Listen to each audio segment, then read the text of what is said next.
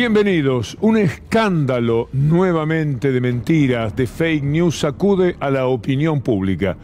¿Usted se acuerda de los dólares termosellados?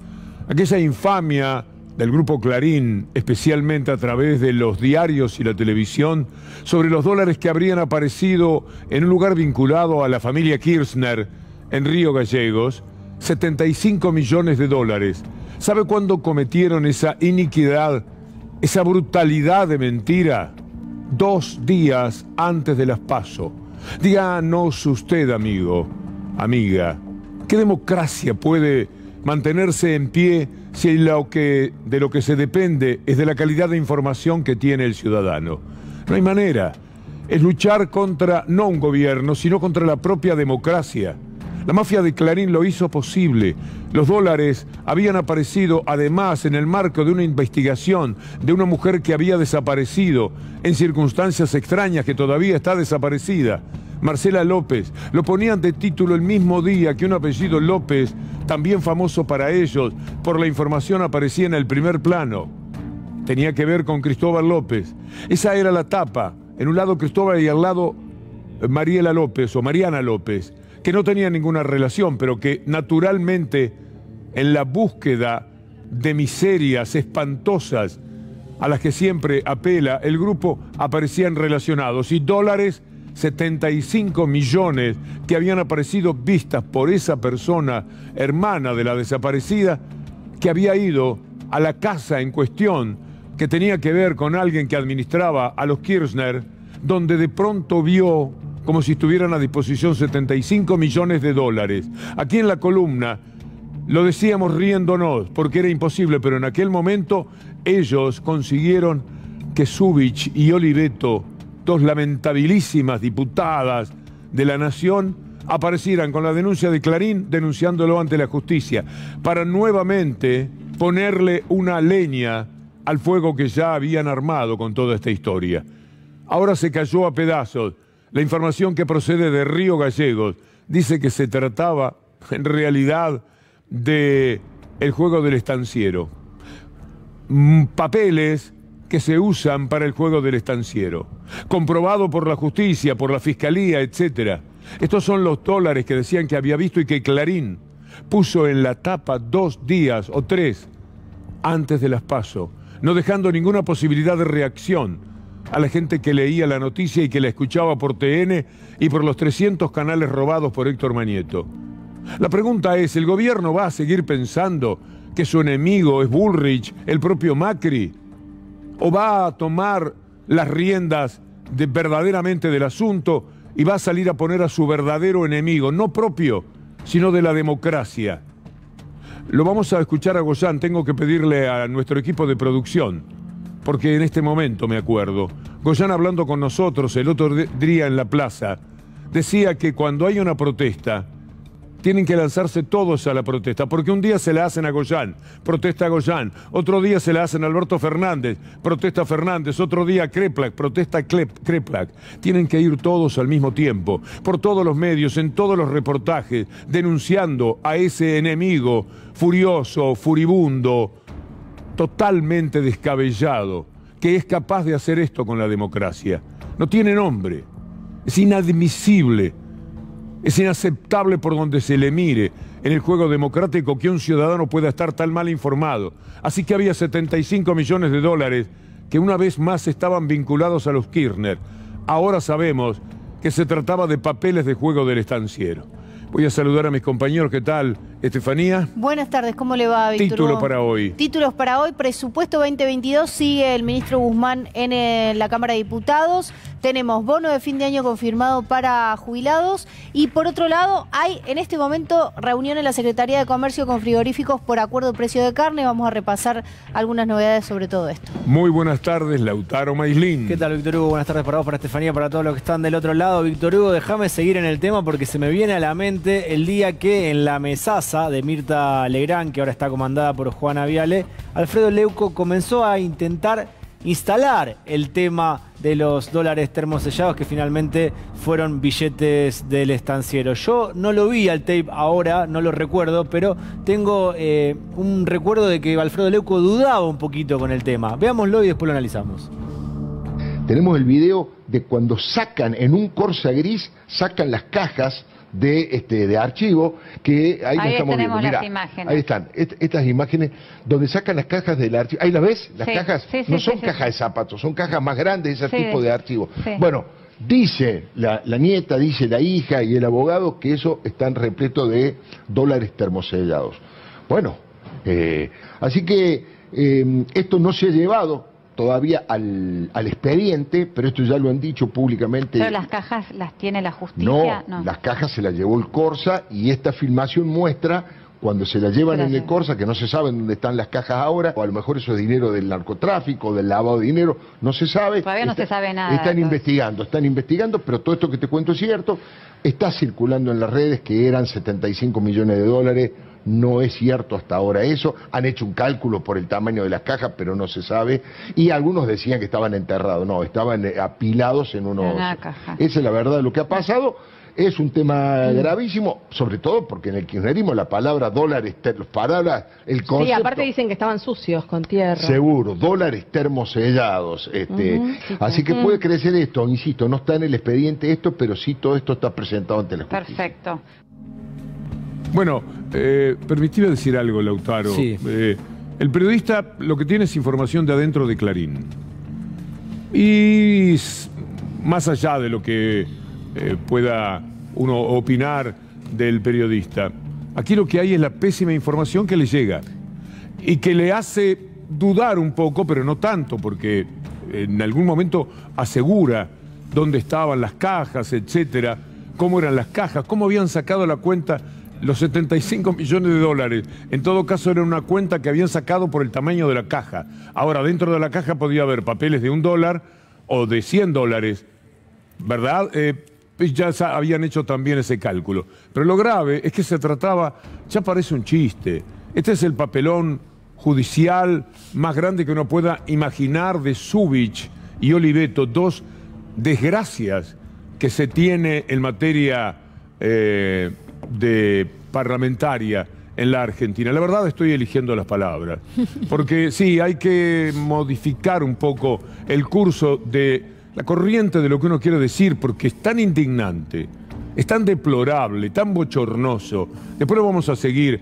Ahí están las cosas que aparecen en el paño, no lo había mirado. También La Nación Más, por lo que veo, estaban en el mismo juego. La Nación Más y Clarín sumándose a lo que Clarín le daba difusión a través de Canal 13, ya no solamente de TN, de su canal abierto. Investigan la desaparición de una mujer. Además, había un caso policial. A lo mejor la mujer la habían desaparecido por los 75 millones de dólares. Era lo que estaban tratando de dar a entender. Había un dinero que alguien vio. La mujer desgraciadamente lo vio y la desaparecieron. Y después descubren ese dinero, porque lo seguían teniendo ahí a la vista, cuando una persona familiar de la desaparecida va a la casa y entonces mira, y dice, mira todos esos dólares. Después se quedan espiando atrás de un árbol, algo por el estilo, y lo sacan unas cajas que por el tamaño podían tener 75 millones de dólares. Este es el periodismo del Grupo Clarín. El periodista, allá él, por creerle a la información que le han dado, y lo mandan al frente, porque el grupo estaba empeñado, a tan pocos días de las PASO, de hacer este daño, de cometer este daño. No se puede sobrellevar una situación así, pero también el gobierno es responsable, porque si las denuncias no fueran de a una, si todos aparecieran, lo dijo Goyán, lo vamos a buscar, porque me pareció muy bueno lo que el otro día, en una nota que hicimos ahí en el Cabildo, frente a la plaza, dijo Goyán, porque siempre están desunidos, protesta uno, bueno, protesta uno, tendrá razón, será así. Esto de los dólares termosellados, tendrían que decirlo en cada una de las notas y apariciones. Y cuando van a TN tendrían que enrostrárselos y decirle ustedes viven mintiendo y no ir como pollos mojados a hacerles el juego, ocultando aquello que ustedes saben que hay detrás de cada intencionalidad del Grupo Clarín. Es una barbaridad. Yo no puedo creer lo que ha sucedido. Ya voy, Lautaro. Me pide Lautaro seguramente con más material. Pero déjame por lo menos cerrar esta forma de indignación con la que hoy empezamos nuestro programa, porque no se puede vivir así. No puede la democracia vivir así. Usted como ciudadano no puede vivir tan mal informado. Usted está en su casa, pone ese programa o cualesquiera de los 300 canales que tenían, O pone La Nación Más, miren usted, Cruz, allá en Caja, en Santa Cruz. Allá en Caja salió muy rápido el título. No importa demasiado, porque donde nace todo es en la infamia del Grupo Clarín. Después los otros lo repiten. Y los periodistas de adentro, con esa falsa información, terminan haciendo ciertos papeles, ¿no? Víctor, sé que tenemos que ir rápido a una nota, pero se me vino a la mente ese tuit que estaría bueno quizás que vos también lo puedas mostrar en tu columna, del periodista Osvaldo Bazán en su momento, que había tuiteado algo así como, decía, no se entusiasmen o no se ilusionen, parece que es pescado por podrido, como si uno se tuviese que entusiasmar o ilusionar de que eso fuese verdadero. Claro, porque les provocaba entusiasmo. ¿Fue por este tema? Era por este tema. Ah, mira. Lo vamos a buscar también para la columna. Vamos produciendo sobre la marcha con usted, a propósito de lo que decimos. Quiero saludar al ministro de Salud ahora. ¿Cómo le va, ministro Kreplak? Muy buenas tardes. ¿Qué tal? Buenas tardes, Víctor Hugo. ¿Cómo está? Bien, Nicolás, muy bien. El pase sanitario es todo un tema. ¿Qué es lo primero que quiere decir al respecto para que la gente entienda? No, la primera cosa conceptual, no se trata de un pase que tiene como objetivo restringir actividades, sino más bien todo lo contrario, garantizar que podamos seguir teniéndolas abiertas, y para eso hay que vacunar a toda la población. Empieza a regir a partir del 21 y es un poco más extenso de lo que está planteando el gobierno nacional, porque no solamente es eventos masivos, sino que además incluye teatro, cine, gimnasios, restaurantes, toda actividad en espacio cerrado, incluso también para hacer trámites en la provincia de Buenos Aires. Usted sabe lo que pasa en estos momentos en Francia, ¿no? Claro, por eso mismo.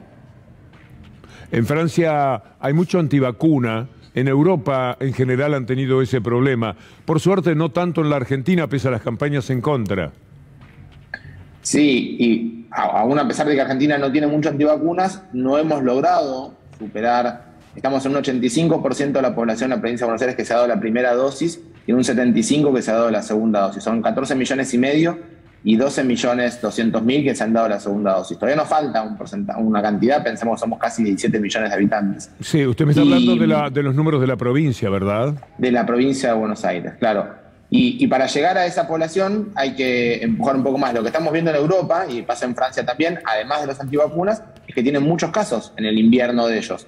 Y nosotros tenemos que llegar a nuestro otoño e invierno con toda la población vacunada. ¿Cuál es el peligro que estamos corriendo ahora? ¿Cómo lo puede dimensionar para no entrar en pánico y para no ser indiferentes? No, hoy tenemos un aumento de casos que puede tener que ver con la gran circulación de la variante Delta y la liberación de actividades, que por el momento no es muy preocupante, cerca del 8% lo que fue el pico. Hay aumento de casos, quiere decir, la pandemia no se fue, hay que seguir cuidándonos, lugares abiertos, hay que ser especialmente cuidadoso en las fiestas, hacer cosas al aire libre, tratar de no compartamos vasos, estemos todos vacunados, pidémosle a todos los que van a pasar la fiesta con nosotros que se vacunen. El que se vacuna tiene menos riesgo de contagiarse, si se contagia es más leve y tiene mucho menos riesgo de contagiar a otros.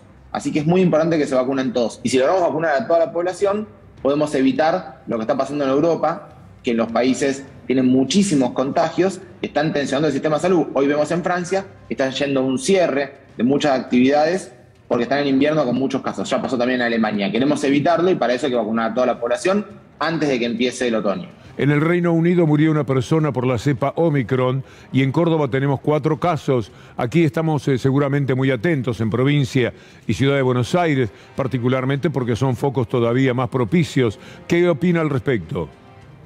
Sí, hay algunos casos, van a terminar entrando, lo que hay que hacer es muy cuidadoso y tratar de ganar todo el tiempo posible para seguir dando dosis de refuerzo, segundas dosis, vacunar a toda la población. En la provincia tenemos algunos contactos estrechos de estos casos positivos identificados en Córdoba, que los venimos siguiendo bien, por el momento no hay casos, pero si es tan contagiosa como estamos viendo, va a terminar sucediendo que ingrese. Lo importante es que estemos vacunados, porque la vacuna sigue sirviendo también para la variante Omicron. Es lo mejor que podemos hacer, seguir cuidándonos, pero también vacunarnos. Por eso el pase sanitario es tan importante. Tenemos que todos acompañar esta idea y ayudar a los demás, a los que tienen dudas, a los que le meten información equivocada, le dicen que tiene un sentido restrictivo, un sentido coercitivo, o que la vacuna todavía está en fase experimental. Todo eso ya no es así, todo el mundo está de acuerdo con que la vacuna es lo mejor que podemos hacer y tenemos que ayudar a cada una de las personas a que confíen en la vacuna y la reciban. Parece que Omicron contagia mucho, pero mata menos, que exige menos hospitalizaciones. ¿Le han dicho algo respecto a los científicos que lo asesoran?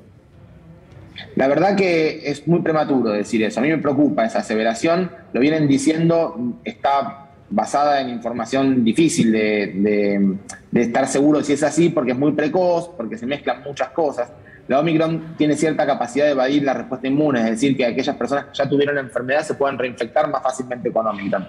Entonces, es frecuente que aquellas personas que ya se reinfectaron tengan una enfermedad más leve. También pasa lo mismo con los vacunados.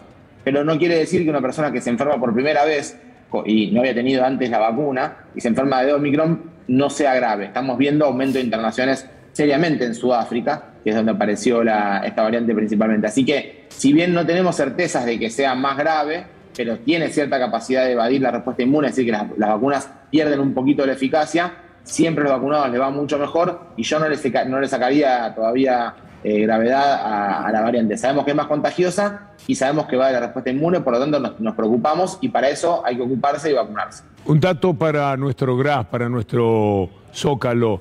Ustedes mantienen la fecha del 21 de diciembre. Sí, el 21 de diciembre empieza a correr el pase libre con vacunas, se llama así, en la provincia de Buenos Aires, que es muy fácil de mostrar. Cualquiera con Vacunate Buenos Aires, con Mi Argentina, con Cuidar o con el carnecito con el sellito puesto arriba, con cualquiera de esas cosas lo muestra y va a permitir que uno pueda acceder a cualquier actividad de todos los lugares cerrados, gimnasio, teatro, cine, restaurante, todas las actividades que se quieran hacer, incluso para hacer trámites, es necesaria.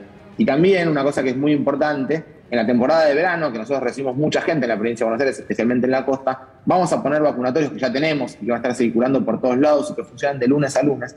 Y el objetivo también es que si uno viene de otra provincia y le falta la vacuna, lo vacunamos nosotros en la provincia de Buenos Aires para que no se pierda ninguna de las actividades que quiera hacer. Insisto que el objetivo no es que la gente no pueda hacer cosas, sino que todos la hagamos con el mayor grado de seguridad posible. ¿Cómo van a hacer con el transporte?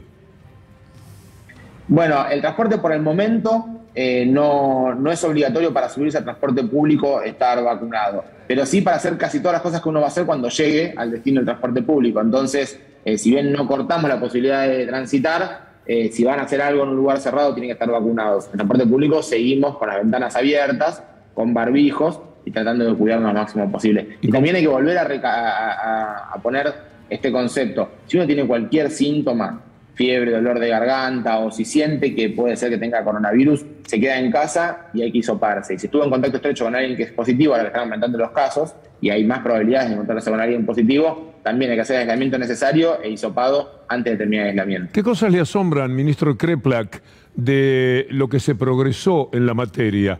Usted sabe cuál era el escenario inicial, seguramente una gran desorientación. ¿Qué hacemos? No había ni una mesa pensada para atender a la gente. Así empezó todo, cero total. Y ahora el panorama debe ser completamente distinto. ¿Qué es lo asombroso que usted podría decir de lo que ha ocurrido en la provincia?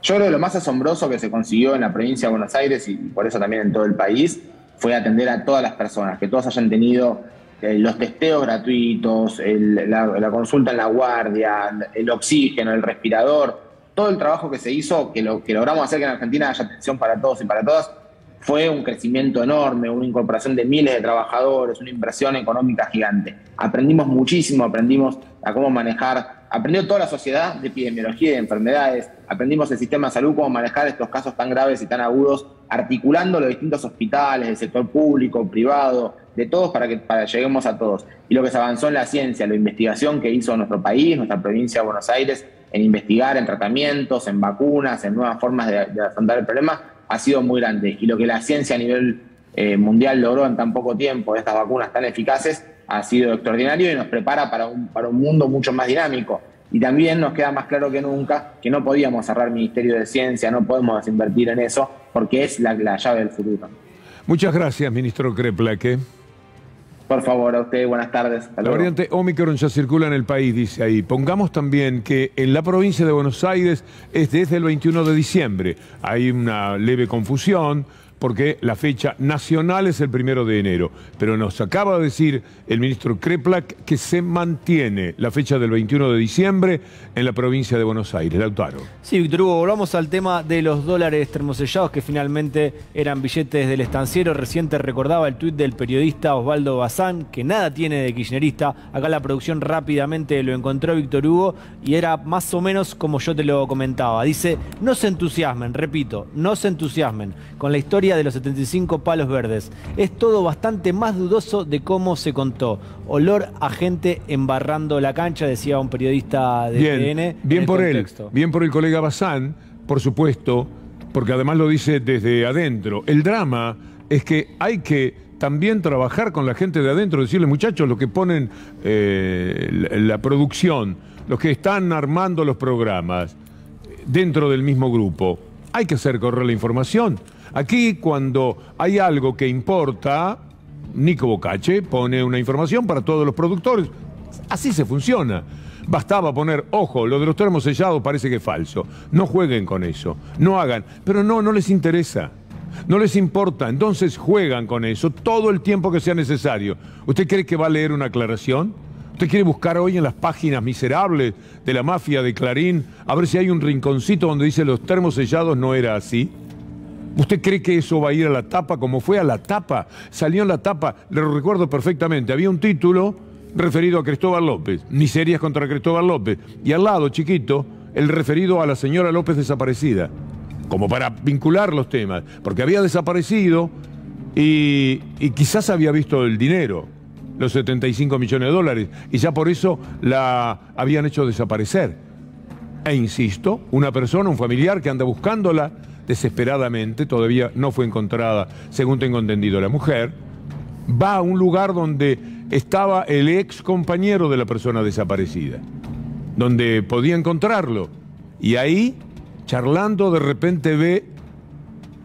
¿Qué puede creer que esto llegue a un diario? Y que un diario seriamente lo tome. Ojalá que usted recordara cómo tratamos este tema en la columna. Porque sin necesidad de pronunciamiento de la justicia. Era toda una vergüenza. Alguien tiene 75 millones de dólares a la vista para que cualquier persona que entre, que además entra con mala onda porque dice, ¿qué es lo que ha pasado acá con mi familiar? Ya un poco acusatoriamente. ¿Le van a dejar los dólares ahí, saliéndose de las cajas? Pero esto lo toma un medio de comunicación en serio y lo traslada a la tapa de su diario insignia. Yo no puedo creerlo. Todos los días digo lo mismo y siempre es igual. Pese a todo lo pasado, lo de hoy no lo puedo creer.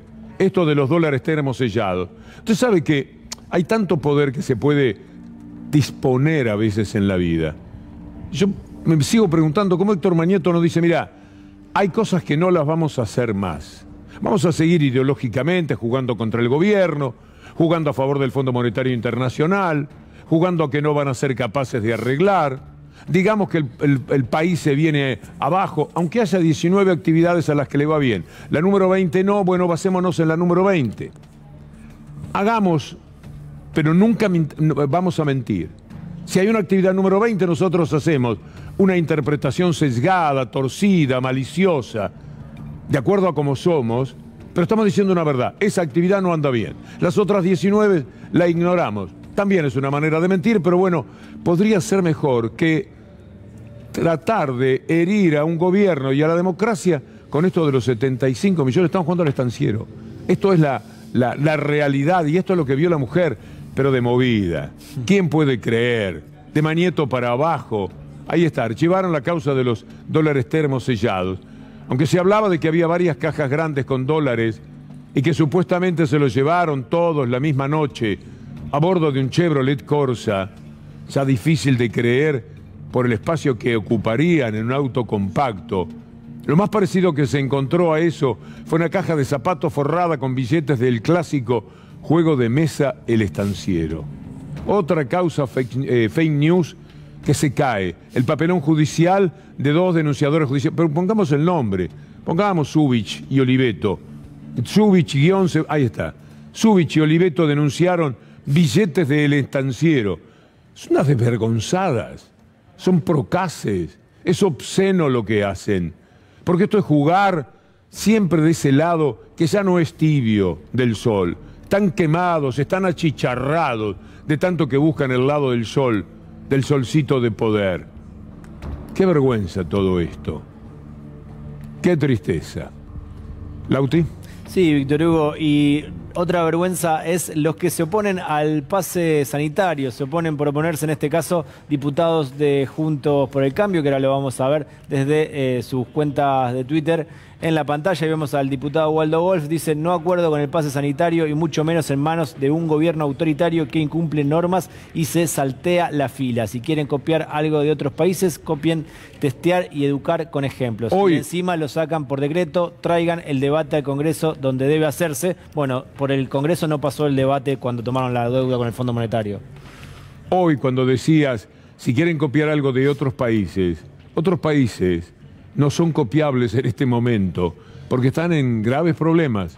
Queremos copiar Francia, no podemos. Lamentablemente, pese a todo lo que es y significa Francia, están en un lío bárbaro, están cerrando otra vez todo, poco a poco. Discotecas, bares, restaurantes. Es decir, vuelve la situación a algo que parecía superado. El Omicron lo ha hecho posible y la falta de vacunación de muchísima gente. Los antivacunas, hoy con Anabela Sánchez, nuestra productora, junto a Julián Capazo, le vamos a mostrar. Lo invito a Federico Ferro a ir preparando el material, quien conduce todo este tramo de la programación de C5N. Vamos a ir por Luxemburgo, por Austria, por Francia.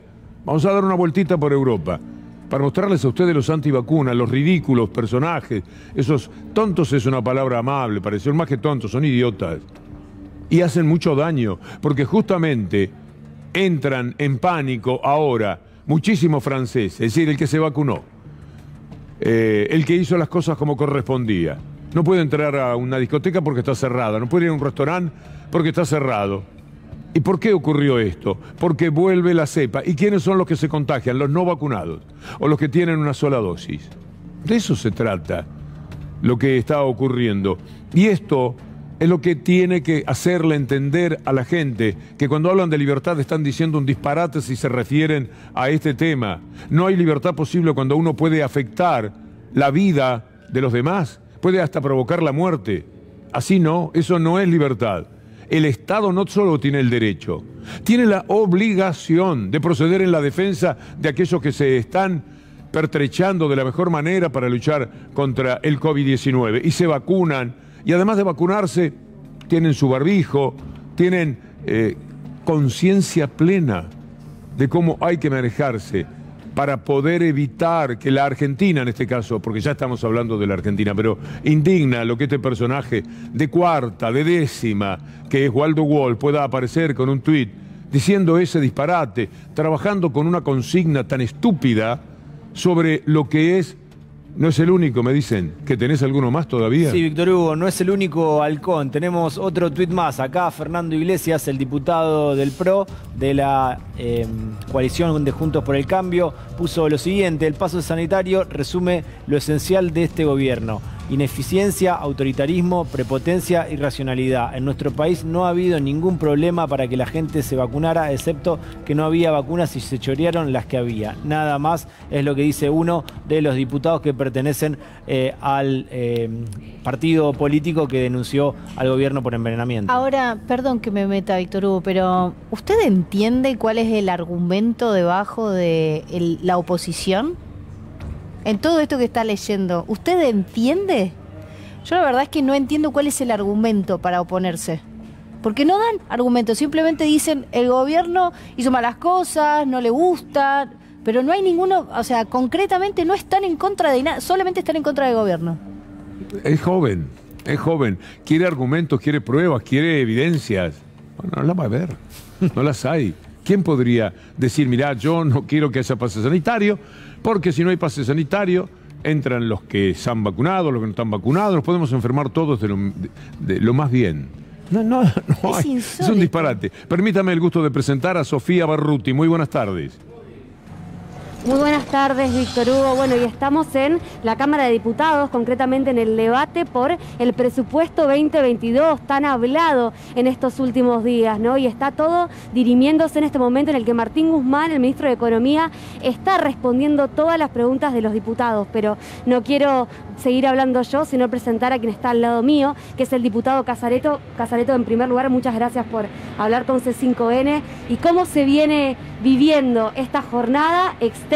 Por lo menos se va a extender hasta las 20 horas. Sí, en primer lugar comenzamos la sesión preparatoria, se eligieron las autoridades. Carlos Heller sigue en la presidencia de la comisión, yo sigo como secretario y se integran otros compañeros y de todas las fuerzas políticas. Después los recibimos al ministro Martín Guzmán y a todo su equipo. Primero habló el ministro, expuso alrededor de una hora acerca del contenido del presupuesto, de la política del presidente de la Nación, Alberto Fernández, y después empezamos con las preguntas. Ya varios diputados han hecho sus preguntas, sobre todo los de la oposición. El ministro ha respondido cada una de las consultas con una paciencia oriental, explicativa. También el secretario de Hacienda de la Nación, Rigo, también el secretario de Energía, Darío Martínez, también el secretario de Política Tributaria, Roberto Arias. O sea, dando toda la explicación. Nuestro gobierno explica a todos los argentinos el contenido del presupuesto 2022 con todo el detalle, consolidando el proceso de crecimiento de la Argentina y proyectando la continuidad de ese crecimiento para el año que viene. El diputado Laspina en su alocución habló sobre desactualización en cuanto a los contenidos, una inflación del 33%, un dólar a 133 pesos. ¿Usted cree que con esta situación va a dar quórum la oposición? Bueno, nosotros lo que vemos es que lo que uno hace en un presupuesto es presuponer lo que va a ocurrir al año siguiente. Cuando hicimos el presupuesto de este año, en este lugar tratamos y dijimos que íbamos a crecer un 5%. Toda la oposición dijo que no, que eso no iba a ocurrir. Cuando transcurrió este 2021, ese 5% lo alcanzamos, lo pasamos a 6, 7, 8 y hoy ya el ministro confirma de que vamos a crecer más del 10%. O sea que vamos a crecer el doble de lo que habíamos previsto. También vemos que los salarios han aumentado por encima de la inflación en algunos convenios colectivos de trabajo. La jubilación con la fórmula nueva ha dado aumentos por encima de la inflación y por encima de la fórmula anterior para todos los jubilados nacionales. Pero bueno, hay cuestiones que se tienen que ir corrigiendo.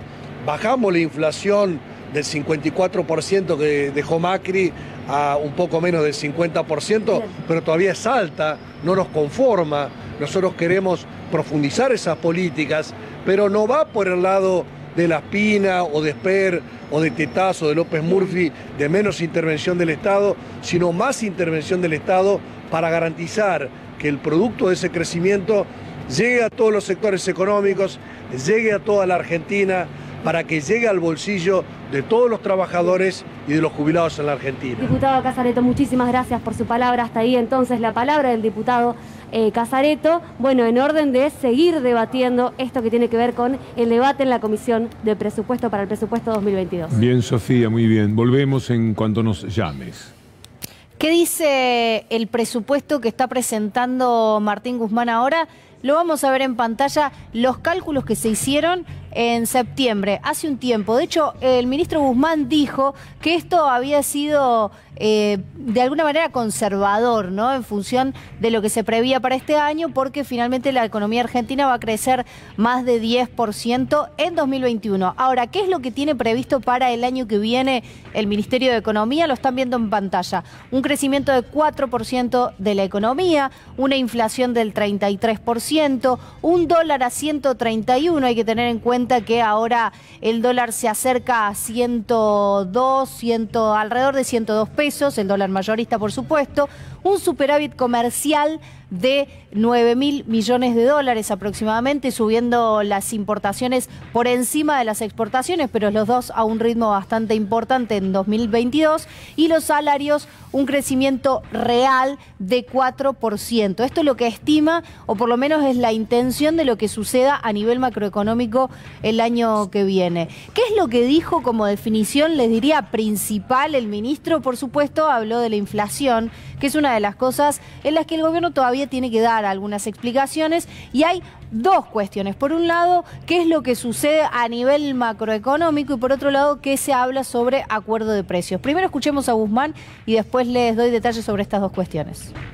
Este es un proyecto de ley que le da continuidad a la visión que desde el Gobierno Nacional planteamos para propiciar una doble recuperación de lo que fue una doble crisis económica, la crisis económica que comienza en el año 2018 y luego la crisis sanitaria que se desata en marzo del año 2020, que apunta no solamente a la continuidad de la recuperación en el corto plazo, sino a continuar sentando condiciones para que el crecimiento económico y el desarrollo económico de la Argentina se pueda sostener en plazos más largos. Guzmán entonces insistiendo en la Comisión de Presupuesto de Diputados que el Estado tiene un rol fundamental en propiciar el crecimiento económico. Ahora, ¿qué dijo sobre la inflación? Sobre la inflación dijo que es uno de los objetivos del año que viene, de la política económica del año que viene. ¿Por qué? Porque quieren bajarla. ¿Cuál es la pista o la lectura que dio el ministro sobre cuáles son los caminos?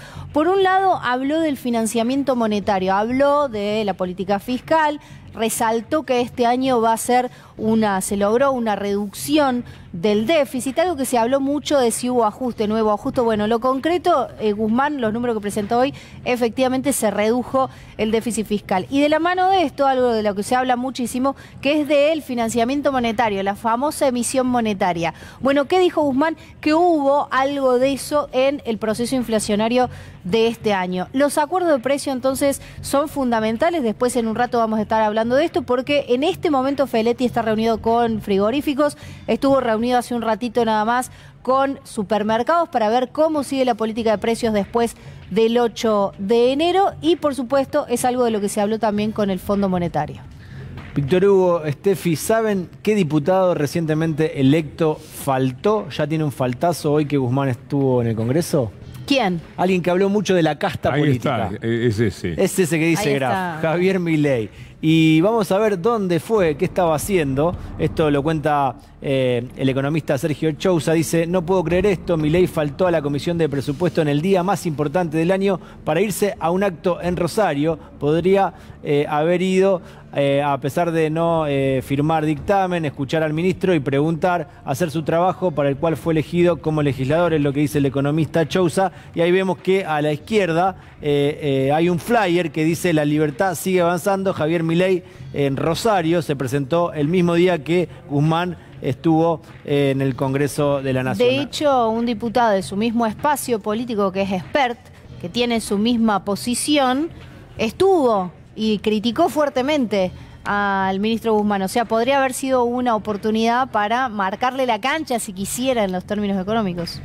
Es curioso que es alguien que siempre se quejó de la casta, como alguien que podría cambiar el Congreso, era obvio que no iba a suceder. Bueno, ya tiene el primer faltazo y es importante. Es amigo de Nick, lo descubrimos hoy porque se hizo viral en las redes sociales. Le hizo un flyer, el humorista, en homenaje a Milei. Dice, Milei no viene a guiar. Bueno, hay un dibujo ahí abajo que dice, no viene a guiar corderos, viene a despertar leones, y se lo agradeció Milei en tweet. Bueno, hay una amistad ahí con Nick, que Pablo Dugan le contestó rápidamente tanto a Javier Milei como a Nick y dijo, dos chorizos se saludan.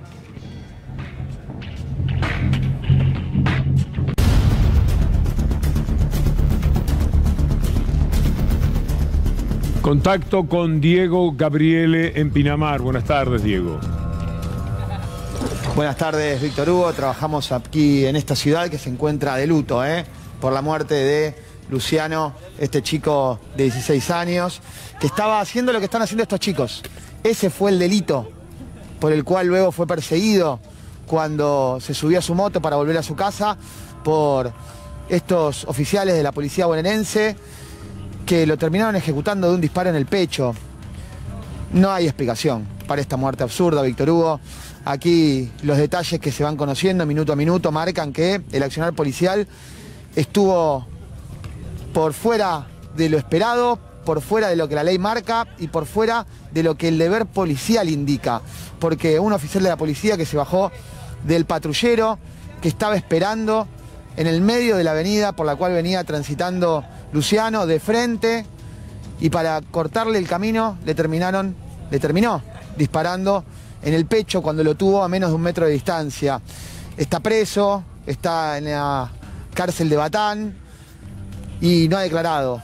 Y su defensa ahora empieza a intentar esgrimir la posibilidad de un homicidio culposo porque dicen que el chico de 16 años le pasó por arriba del pie con la moto. Hay muchísimo dolor acá, Víctor Hugo, muchísimo dolor. Sus padres, sus amigos. Aquí hay muchos chicos que compartían el día a día con él. Es una ciudad que no entiende cómo pudo haber pasado lo que pasó y que exige que paguen los responsables. Está preso este policía, sus compañeros aparentemente no han tenido nada que ver, no hay imputación sobre ellos, pero han sido cesanteados por lo menos de aquí, de la Policía Comunal de General Alvarado. Hablamos con Agustina hoy temprano, es una testigo clave que declaró ante la fiscal. Y si te parece, Víctor Hugo, escuchamos lo que nos decía esta testigo importante que nos permite reconstruir cómo fue que la policía asesinó a Luciano Olivera. Yo vi cuando vino el policía hasta acá, caminando y se agarraba la cabeza diciéndole al compañero, que parece que fue el que disparó, ¿qué hiciste? ¿Qué hiciste? ¿Lo mataste? Mándame una ambulancia, llámame una ambulancia, decía. Y ahí yo veo eso y le digo a mi novio, bajemos, le digo, yo pasó algo. Y cuando bajamos, vemos que estaba Luciano tirado ya ahí en la vereda, estaba la moto tirada y atrás como que venía un patrullero siguiéndolo. Y cuando vemos eso decimos, bueno, parece que lo chocaron. Vimos todo así, ya estaba cortada, ya habían cortado la 34 y la 32 y subimos. Y cuando subimos yo me quedé esperando porque de la ventana que tengo ahí arriba veo más o menos hasta ahí. Me quedé esperando a ver si venía la ambulancia. Y más o menos a los 10-15 minutos pasa la ambulancia, pero pasa así y se va. Pero sin sirena, sin nada. Y antes de que venga la ambulancia también, fueron y vinieron, patrulleros fueron y vinieron, todos sin sirena. O sea, antes de que llegue la ambulancia, que llegue la familia, iban y venían. No sé.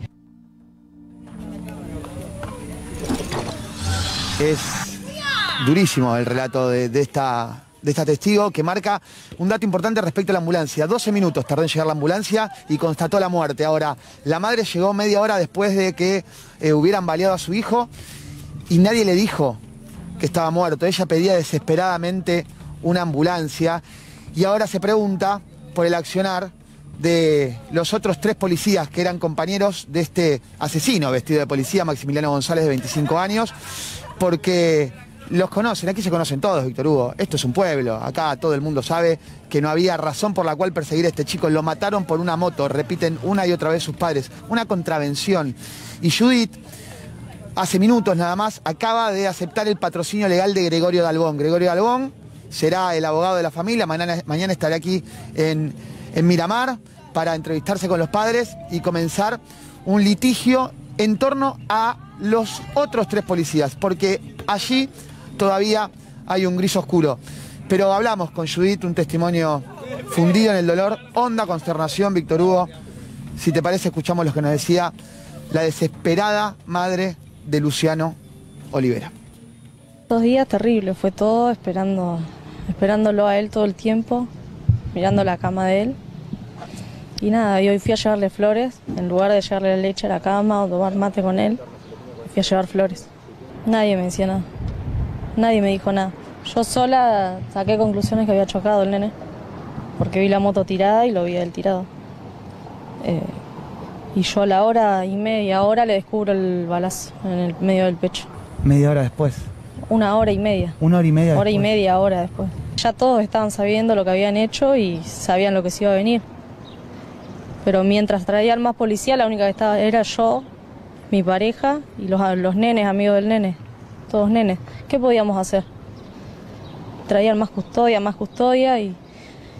Nada, de a momento, yo estuve toda la noche arriba de mi hijo acostada y de a momentos me levantaba a pedir una explicación y ahí me pegaban. No me hablaban, me pegaban. Cuánto dolor de verdad, efectivamente, como decís, Diego. Qué buen informe, lamentablemente, para algo tan pero tan doloroso. Volvemos cuando quieras, hasta luego. Hasta luego, un abrazo. Estefanía. Excelentes novedades para jubilados. Por ahora sabemos que van a ser los que cobran la mínima y un poquito más sobre el bono de fin de año. Ayer la titular de ANSES, Fernanda Raberta, se comunicó con Tuni Coleman, la entrevistó en Radio 10 y dijo lo siguiente, después les doy algunos detalles extras.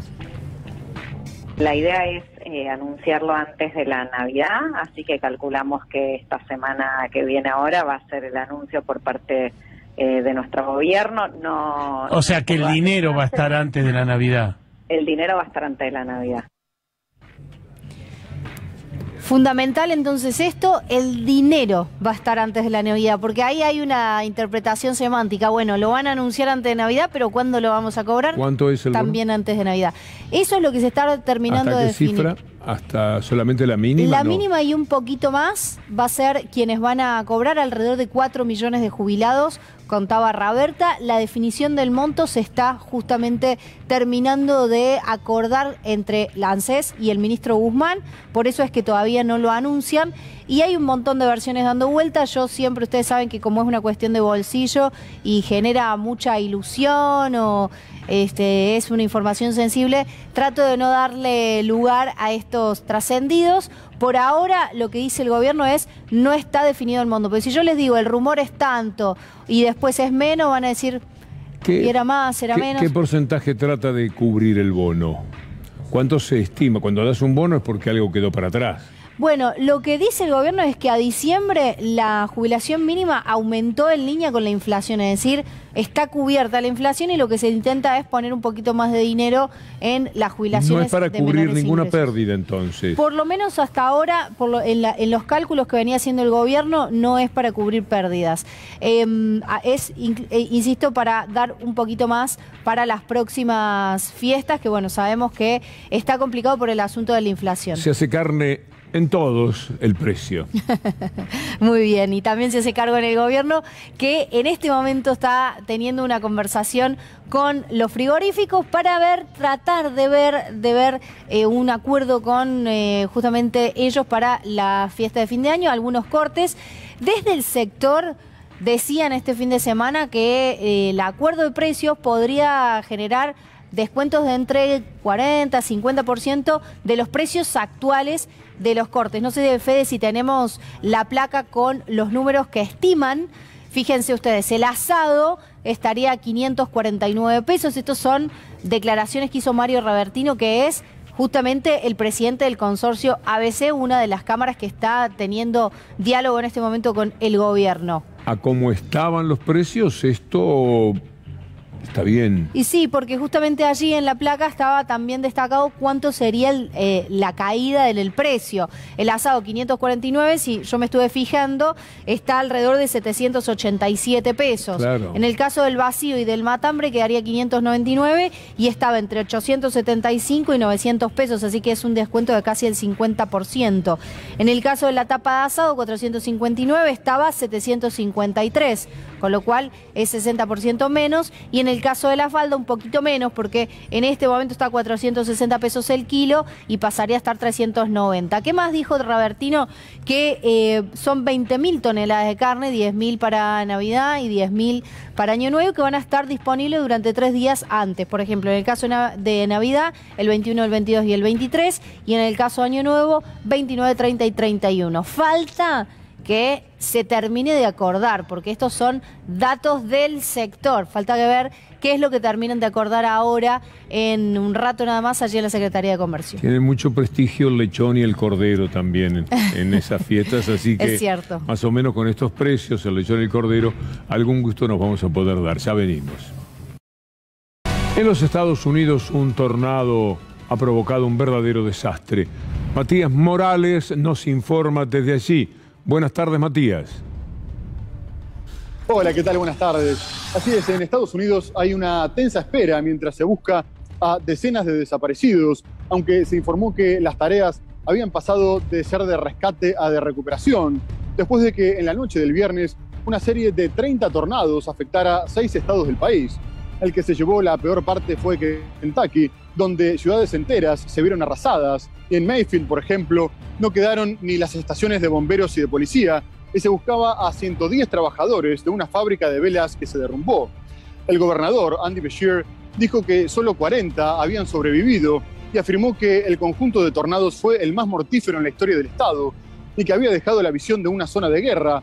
al tiempo que calculó que la cifra de muertos superaría el centenar. El presidente Joe Biden declaró el estado de desastre mayor y se desplegaron 300 soldados de la Guardia Nacional. Además, miles de personas quedaron en la calle y 50.000 continúan sin electricidad. Guerra, Matías, y me interesaría esta disputa que se da entre Estados Unidos y Rusia por Ucrania, ¿dónde puede ir a parar? Bueno, hay una gran tensión, continúa la tensión entre Rusia y la OTAN en general en torno al conflicto con Ucrania. El fin de semana el G7 volvió a amenazar a Moscú con graves consecuencias si invadía a su vecino. La ministra de Exteriores alemana, Annalena Baerbock, dijo que habían acordado con Estados Unidos que en ese caso no habilitarían el gasoducto Nord Stream 2. Y poco más tarde el viceministro de Exteriores ruso, Sergei Ryabkov, dijo que su país podría verse obligado a desplegar misiles nucleares de medio alcance en Europa si la OTAN decidía hacerlo primero. Además advirtió que si no llegaban a una solución, a un acuerdo diplomático, responderían de forma militar. Bien, Matías, muchas gracias y feliz cumpleaños. Muchas gracias, hasta pronto. No sabían acá, me dicen algunos compañeros, pero uno me lo sopló. Gracias, Matías. Y vamos a escuchar ahora, a propósito de lo que nos estaba diciendo Matías, desde los Estados Unidos a Joe Biden. Look, here's the deal. I've made it absolutely clear to President Putin, it's the last thing I'll say, that if he moves on Ukraine, the economic consequences for his economy are going to be devastating. Devastating, number one. Number two, we will find it required that we'll have to send more American and NATO troops into the eastern flank, the B9, all those NATO countries where we have a sacred obligation to defend them against any attack by Russia. And number three, the impact of all of that on Russia and its attitude, the rest of the world's view of Russia, would change markedly. He'll pay a terrible price. Habla desde un poder muy desafiante. También hay palabras de Putin, pero dirigiéndose particularmente, específicamente a la OTAN. Vamos a estar atentos a esta máxima tensión que existe entre Estados Unidos y Rusia por el conflicto de Ucrania. Un mundo muy particular es este. La tapa del hombre del año de Time es Elon Musk, miren ustedes. Un hombre controversial por lo menos, el de los satélites, esos que van como corderitos por el espacio y que según muchos astrónomos están provocando muy serios problemas, el de Tesla, el de los viajes al espacio, muy criticado porque mientras el mundo, una buena parte del mundo, y no la mitad, mucho más que eso, se ha muerto de hambre en esta etapa, entendiendo por morir de hambre y pasar una hambruna feroz, él se hacía sus viajes al espacio, lo pasaba muy pero muy bien. Bueno, el personaje del año para la revista Time es Elon Musk, que naturalmente no se deben elegir los personajes del año por lo que han hecho el bien, por lo que han mejorado la calidad de la humanidad, por lo que han hecho por la estructura de pensamiento, por la igualdad económica. De eso no se habla. Ahí está el personaje del año. Y uno de los personajes del año seguramente para nosotros será el señor Lautaro Maislin. Bueno, muchas gracias, Víctor Hugo, me toma desprevenido. De eso se trata. Vamos a ver algo de lo que fue la extensa y gran cobertura que hizo C5N el viernes por el Día de la Democracia. Hablamos con Máximo Kirchner. El diputado no suele dar notas en televisión y mucho menos mano a mano. Recuerdo alguna con un grupo de funcionarios, pero no recuerdo que haya dado notas mano a mano en televisión. En un momento pudimos hablar con él. Veamos el segmento que habló de la convocatoria. Máximo, ¿cómo va? ¿Todo bien? Bueno, cuesta llegar hasta el escenario. Sí, se reventó nomás la plaza y era lo que nosotros queríamos. Es algo que habías pedido. Es muy bueno que la sociedad venga así, obviamente. Sabemos que cuando se nos convoca más para un 10 de diciembre, que para los argentinos y las argentinas es tan importante, la gente siempre está. Se reventó la plaza como queríamos, dijo el diputado Máximo Kirchner. ¿Qué tituló Clarín, Víctor Hugo? No reventó la plaza, exacto. La plaza que Máximo no reventó, Cristina arremete contra el fondo. Arremete contra el fondo, pobre fondo. Cristina arremetiendo contra el fondo, es una barbaridad. Pobre Fondo Monetario Internacional, siempre arremeten contra él. ¿Y qué más dice? Y Fernández le pide que no tenga miedo, o sea, que arremetió contra el fondo y contra Fernández. Y la interna en el gobierno continúa, es lo que dice el destacado de Clarín. Bueno, vayamos a ver ahora el segmento de Máximo Kirchner en el que habló sobre el Fondo Monetario Internacional, en el que Máximo Kirchner arremete contra el Fondo Monetario Internacional. Cristina, en la carta en relación al acuerdo con el fondo dijo que la responsabilidad es del Congreso, del acuerdo que se vaya a firmar. La responsabilidad primaria es de Mauricio Macri, de Horacio Rodríguez de Larreta y de ellos. Esa es la responsabilidad primaria. Y hoy los argentinos y las argentinas tenemos que lidiar con un inexplicable préstamo de 44.000 millones de dólares. Yo recién te decía que el pueblo argentino durante la presidencia de Néstor pudo cancelar 9.800 millones. A partir del 1 de enero, mientras no haya acuerdo, la Argentina debería devolver 18.000 millones de dólares, el doble de lo que pagó totalmente a finales del 2005. Sería bueno que un tecnócrata del fondo, o el mismo Macri, nos contaran cómo iban a hacer para pagar en el 2022 18.000 millones de dólares. Después habrá que ver, hasta aquí no hemos visto nada escrito. El día que esté escrito cuál es la propuesta que tiene el Fondo Monetario Internacional para la Argentina, bueno, veremos. No hay manera de discutir esto. De veras, sea del palo político que sea cada cual, esto es verdad. Es una deuda cuantiosa, tomada de una manera inexplicable, de la que no quedó ni un tacho de basura que hayan comprado para dar algún tipo de servicios. Un dinero que vino y se fue. Una parte se fue tratando de cubrir ya los pagos de la deuda que ellos habían contraído con los privados. Otra que se fue por los que siempre se la llevan, en términos de miles de millones de dólares, no un ahorrito afuera para estar un poco más tranquilo si es que le tienen miedo a cuestiones bancarias del país. Históricamente el país quedó marcado por eso. No, poner el dinero afuera porque no se pagan impuestos, porque no se respeta absolutamente nada. Para eso fue que se pidió un préstamo tremendo a continuación de otro que había sido mayor y que es con los buitres, con los que van después a aportarse como buitres. No hay explicación posible. El gobierno puede hacer una muy buena gestión para 2022-2023, sacándose la deuda de encima, acordando con el fondo. Otro acuerdo no concibo. Mínimamente 22 y 23 no se paga nada. No se paga nada. Es que no se puede. Si dijera voy a pagar, el gobierno se falta el respeto a sí mismo. Le tiene que decir al fondo, no te puedo decir que te voy a pagar, pedazo de sinvergüenza, porque esos son una pandilla de delincuentes financieros internacionales. Pero hay que tratarlos como si fueran caballeros y señores. No, mire, no, si nos comprometemos a pagarle ahora no vamos a poder. Así que mejor hablemos de lo que se puede. Déjeme el 22-23 libre, permítame crecer y en el 24 empezamos a pagarle, porque vamos a tener con qué, porque el país va a tener una respuesta. Cuando el gobierno prometa esto, lo que en realidad estará diciendo es, en el 24 volvemos a hablar. Renegociamos, porque en el 24, la del Fondo Monetario Internacional que empezaría a pagarse, más la privada, es imposible de imaginar que se pueda pagar. Pero tener estos 2 años de libertad económica en cuanto a la relación con el fondo sería decisivo. Sí, sería decisivo sobre todo para que crezca la economía argentina y para aumentar... Una palabra que el macrismo se apropió, podemos decir directamente, que es aumentar la productividad, que no es otra cosa que la economía argentina produzca más y eso genere no solo más empleo, sino también más dólares. Ahora, lo que es además indignante, Víctor Hugo, no sé qué le pasa a usted, es cuando se escuchan las explicaciones por parte de los funcionarios que tomaron esa deuda con el Fondo Monetario, explican que es para pagar deuda que estaba en los bancos privados. Sí, sí, dicen, yo no tengo nada que ver con eso. Lo tenemos para la columna La Espina, a Pichetto, diciendo, nosotros no tenemos nada que ver con la deuda. Entendiendo que los intereses que había que cuidar con el Fondo Monetario Internacional, los dólares del Fondo Monetario Internacional como garantía, eran los de los intereses internacionales y nada que decir de las mayorías, de los intereses de la mayoría de la Argentina, que fue quien tiene que ahora pagar esa deuda. La verdad, bueno, seguimos teniendo argumentos sobre argumentos respecto de ese préstamo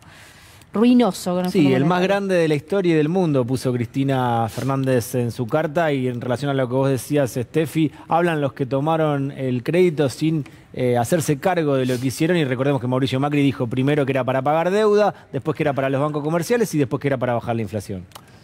suceden cosas asombrosas. Ayer estuvo aquí hablando con Juan Amorín, nuestro joven notable periodista, Esmeralda Mitre. Esmeralda Mitre es Mitre, es La Nación, es historia mitrista, ama a su familia y no vamos ahora a entrar en opiniones sobre las divergencias que se puede tener con el apellido Mitre en la historia, en lo ideológico, etc. Pero lo que dice es tremendo, porque está hablando del canal, que por supuesto es La Nación, y está avergonzada, está abochornada, me dicen. Yo no he visto todavía, no vi el programa de Juan anoche, pero generó todo tipo de comentarios. Yo hoy en mi programa de radio a la mañana lo pasé, y lo que no tengo es visto el momento, la forma en que Esmeralda Mitre decía que le da vergüenza La Nación Más. Sí, Víctor Hugo, fue muy crítica. Pero... Rita, ¿por qué? Me da vergüenza. ¿Crees que se puso muy partidario? Pero es una vergüenza. Dan vergüenza los periodistas del Diario de la Nación, de La Nación Más. Son unos desvergonzados, unos regalados. ¿Por qué? Porque no eran así antes de estar ahí. Pues sí que estas inversiones tienen relación con el Pero manejo si todo es editorial. Macri, Ori, Mariu. Le falta agarrarse de las manos y hacer lorecu. ¿Entendés? O sea, son una joda. Duro. Tremendo. Sí, te está diciendo una Mitre en La Nación.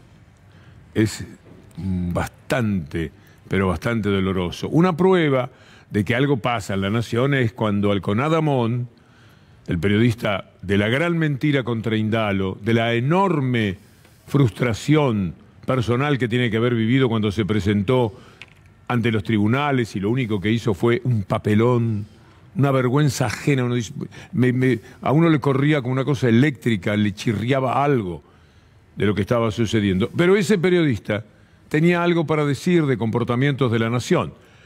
Para sacarse de encima el tufillo macrista, cosa imposible, es costra lo que tienen ya respecto a Macri, va a TN porque en La Nación no podía hablar, no podía decir que lo habían espiado.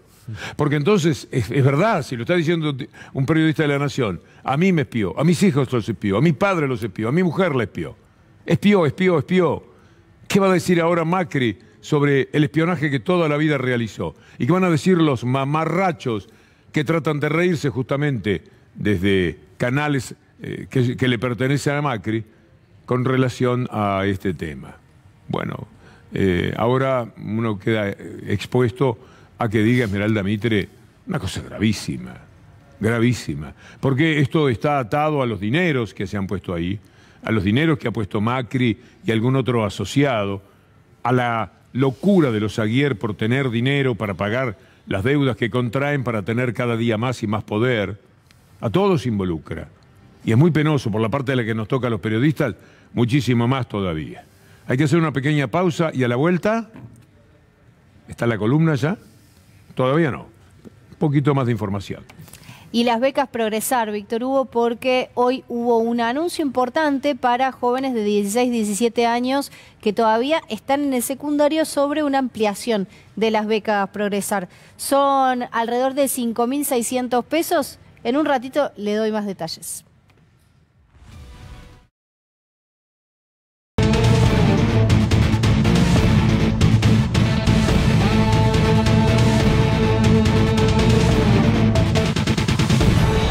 Alerta en C5N, este es el aeropuerto de San Pablo. En este aeropuerto, como en todos los de Brasil, va a exigirse estar vacunado para entrar en Brasil. Lo cual es un dato fuerte de cara a la temporada. Atención entonces, aquellos antivacunas que piensan que por lo menos podrían estar en Brasil sin pase sanitario, dado que Bolsonaro todo lo permite. La entidad Anvisa, que está a cargo de la vacunación, de las exigencias sanitarias en Brasil durante la pandemia, exige que para ir a Brasil, para ingresar en ese país, hay que estar vacunado. Decíamos antes de la tanda que hay una buena noticia para jóvenes de 16 y 17 años que todavía no terminaron la secundaria porque se anunció una ampliación de las becas Progresar. Son 5.667 pesos que se van a cobrar mensualmente. Ahora, todo el monto, no, el 80% mes a mes y un 20% todo junto al finalizar el periodo lectivo con la presentación de algunas cuestiones. Es similar a lo que sucede con la asignación universal por hijo. Estuvo el presidente hoy en un acto junto a Fernanda Raberta, allí estuvo Máximo Kirchner también, y el presidente dijo lo siguiente. Para nosotros la educación es un tema central y la educación pública es un tema central. Y la posibilidad de que todos accedan a la educación es un tema central. Y si alguno está dudando, queremos impulsarlo a que no dude y estudie, porque allí está el futuro. Y lo hacemos desde el Estado. Sí, lo vamos a seguir haciendo. Eso no es un gasto, eso es una inversión para tener una sociedad mejor. No nos avergüenza en nada. Orgullo tenemos de hacer eso. Orgullo. Eso no es plata gastada, es plata invertida en el futuro. Es plata invertida en el futuro. La Argentina necesita que ustedes terminen el colegio, sigan carreras universitarias, profundicen su conocimiento todo lo que puedan. Y como sabemos que vivimos en una sociedad injusta, no alcanza el mérito. Necesita que todos tengan la misma posibilidad de crecer. Una visión opuesta es la de las prácticas laborales que implementará el gobierno de la ciudad. Habló la ministra de Educación, Soledad Acuña, y dijo lo siguiente sobre las prácticas educativas. No entiendo cuando dicen que son trabajo esclavo. La ministra porteña detalló que serán 150 horas a lo largo del año de formación laboral teórica y 120 en los ámbitos productivos. No sé si Soledad Acuña habló de esa manera o si La Nación escribe de esa manera. Podrían tener un poco de cuidado en cuando redactan, ¿no? Mirá lo que es esa textualidad del diario La Nación, pongámoslo nuevamente. No es lo más grave que nos pasa, pero también es grave. Están hablando sobre las prácticas educativas, la ministra de Educación. No entiendo cuando dicen que son trabajo esclavo. Es que ese es el textual de la ministra. Lo insólito es que la ministra de Educación porteña hable de esa manera. Quiero hacer, no suelo ponerme en primera persona, pero yo pude terminar la universidad porque existían becas universitarias. Y después pasantías porque la universidad también tenía oportunidades de inserción laboral para personas que no teníamos de otra forma, trabajando y estudiando, y aún así necesité una beca. Hice todo el esfuerzo que pude, pero terminé la carrera universitaria gracias a la existencia de las becas. Así que, más allá de la inserción laboral, lo importante es poder seguir estudiando. Pero valió la pena. Sí. Ya venimos. La pandemia es de derecha y lo vamos a mostrar. Mire usted lo que sucede en países europeos como Austria, Luxemburgo, Francia, etcétera. Las marchas de los antivacunas, la gente que por su derechización llega a esta locura que cuesta vidas, que cuesta contagios y que impide que se pueda salir de una buena vez de la pandemia. En Austria, unas 44.000 personas se manifestaron en el centro de Viena contra las medidas anti-COVID y la vacunación obligatoria impuesta por el gobierno. La protesta fue convocada por el partido ultraderechista FPO. En España, grupos de negacionistas se manifestaron en Madrid, Barcelona y Valencia contra las medidas gubernamentales anti-COVID, como el pase sanitario o la vacunación. Y en Luxemburgo, las protestas contra las medidas anti-COVID adoptadas en el Gran Ducado fueron reprimidas con gases lacrimógenos y cañones de agua. Las medidas restrictivas se han endurecido recientemente en el país. Sí, es que en toda Europa pasa lo mismo. Mire lo que tenemos ahora sobre las restricciones. Francia cerró las discotecas, prohibió bailar en bares y restaurantes por la aceleración de las infecciones por COVID-19. Es el primer paso. Puede suceder que haya un impedimento mucho mayor para hacer la vida como uno quisiera. Esto es natural, pero también hay que comprender cuál es la situación por la que está atravesando en estos momentos Europa, por culpa de los que no se vacunan, porque todo el problema por ahora pasa por los que no se vacunan, o aquellos que tienen una sola dosis, pero en general por los que no se quieren vacunar. Mire lo que pasa en Alemania ahora, el pase sanitario, eso que aquí tarados de la política salen a enfrentar diciendo que hay un gobierno autoritario. El Parlamento alemán aprobó la vacunación obligatoria para los trabajadores sanitarios y se viene algo todavía más fuerte, mientras que Boris Johnson está dando cuenta de la primera muerte de COVID por la cepa Omicron y tomando medidas, anunciándolas por una situación muy severa que ahora atraviesa el Reino Unido. From Monday, you should work from home if you can. Go to work if you must, but work from home if you can. And I know this will be hard for many people, but by reducing your contacts in the workplace, you will help slow transmission. Second, from this Friday, we will further extend the legal requirement to wear a face mask to most public indoor venues, including theatres and cinemas. There will be, of course, exceptions where it's not practical, such as when eating, drinking, exercising or singing. Third, we'll also make the NHS COVID pass mandatory for entry into nightclubs and venues where large crowds. Van a implementar también un pase sanitario para entrar en determinados lugares, como primera medida. Después vendrán otras más severas. Murió una persona, solamente una persona, y ya tienen que preocuparse de esta manera, la cosa más lógica. Y aquí, como estamos, en Córdoba, han aparecido 4 casos con la cepa Omicron. 4 casos positivos de la variante Omicron. Y hay muchas personas que están en estudio para ver qué sucede. De ahí la importancia de estos tuits que hoy despachó la ministra de Salud, Carla Bisotti. Tomemos nota, seamos serios. ¿Para qué actividades se va a necesitar el pase? ¿Para ir a bailar a discotecas o similares en espacios cerrados? Igual que en Inglaterra. ¿Para ingresar a salones de fiesta? ¿Para viajes grupales y para eventos masivos organizados para más de 1000 personas en espacios abiertos, cerrados o al aire libre? Y otro tuit de Carla Bisotti, con otra información también. Pongámoslo, porque esto es un dato que no se puede soslayar y que tiene que ver con toda la realidad de este momento. Lo tenemos allí, un destacado que tiene que ver con Carla Bisotti. Nos seguimos cuidando entre todos. No lo dudes, vacunate. Las vacunas salvan vidas. Ante esto, ¿qué panorama tenemos? ¿Qué hace la mafia de Clarín en este caso? ¿Cómo se comporta de esta manera?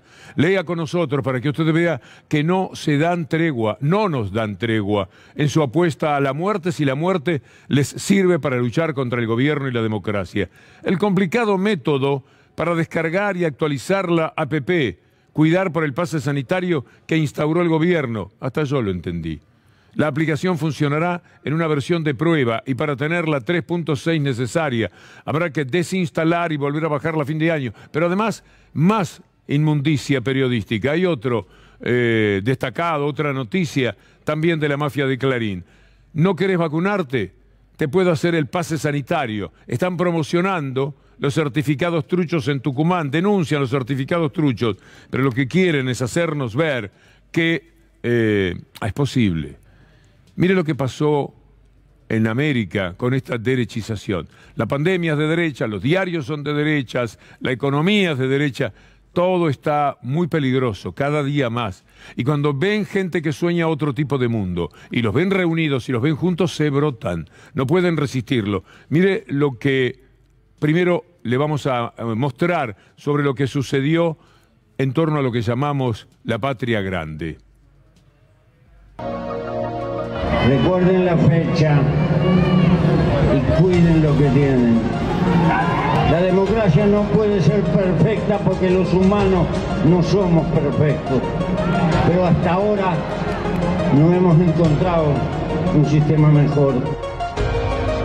Eu venho aqui para agradecer do fundo do coração a cada homem e a cada mulher da Argentina que prestaram solidariedade a mim quando eu fui preso no Brasil.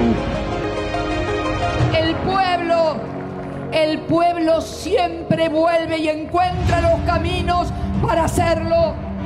Puede ser un partido, puede ser un dirigente hoy y otro mañana, pero el pueblo siempre vuelve.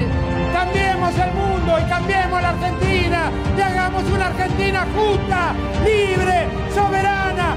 ¡Viva la democracia! ¡Cuidemos los derechos humanos! Vargas Llosa, que es un hombre cuestionado en estos momentos por la intelectualidad francesa, que no lo quieren en la academia, de ninguna manera queremos a semejante personaje, ve esto, ve lo que pasa con América Latina, ve este abrazo de Cristina Fernández de Kirchner, Lula, Alberto Fernández, podría haberse sumado Evo Morales, pudo haber estado Correa, en fin, un abrazo americano, y no puede con eso, no puede con su genio, no puede con su entreguismo, no puede con su manera de entregar el alma al diablo. Y dice: yo creo que hemos vivido una cierta irrealidad, como se vive leyendo las novelas, porque la verdad es que en estos días podemos estar perdiendo América Latina. La realidad es que la extrema izquierda avanza de una manera sistemática y que todo el continente que representan nuestros países, está de alguna manera amenazado. ¿Qué habrá sido lo que vimos cuando éramos sus lectores de Vargas Llosa, no? ¡Qué perdición! En Chile, mientras tanto, se produjo una pelea de gallos. Están hablando de la derecha, están hablando de Kast, están hablando también de lo que hablaba, pero de otra manera, Vargas Llosa. Y frente a esto que puede ser un abrazo mañana al que se sume también Boric, si como se piensa ahora puede ganar las elecciones en Chile, frente a eso vale la pena ver esta riña de gallos. Me siento lleno como de un rico su cuenta de banco. Estoy maltratando al español mientras digo la verdad. Estoy siendo franco. No me gusta el racismo, pero ahora me la banco. Porque yo soy orgullo moreno y le estoy tirando al blanco. Ponte gafas, hermano.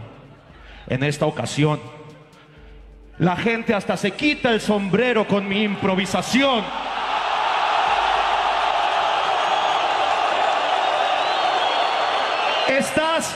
Estás dando una mala actuación. Te lo regreso para atrás. Él es un mal actor y en Chile nadie quiere al Kast.